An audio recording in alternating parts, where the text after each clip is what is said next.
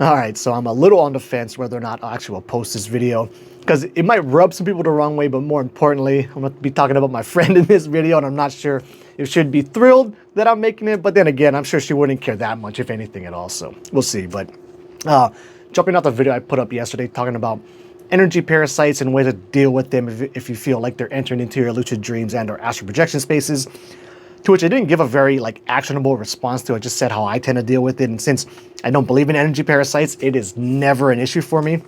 Now, occasionally I will have what I would just call nightmares that kind of fall into this category, or maybe I'm interacting with some demon and I feel like I'm being possessed or something like that.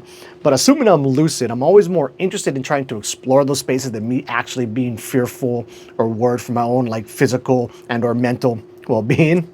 So over the weekend we were hanging out, and this conversation started off on kind of an odd foot to begin with, where she is pretty religious. I knew she grew up Catholic and they started going back to church a few years ago, but I always thought it was more like for the kids than for the actual parents themselves. But to start off this conversation, she's telling me how Hollywood is run by Satan, who's getting a hold of all these different celebrities and artists, and in some cases, I guess actually physically meeting them and having them sign contracts to sign away their soul for fame and fortune and stuff like that.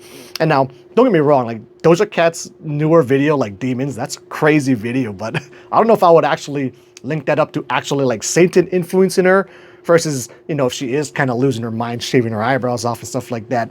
It's probably more what I would look at as being drug use and the pressures of fame and all of that. But nonetheless, so I pushed back some against it. But what actually got me thinking about the video from yesterday is, once she opened her mind or her belief system back up to Jesus and God, and then on the flip side of that, right, of course, Satan and the devil, it made her a lot more, I don't want to say susceptible, but open to starting to believe other things, like Satan is actually running around Hollywood, getting all these different artists to sign away their souls.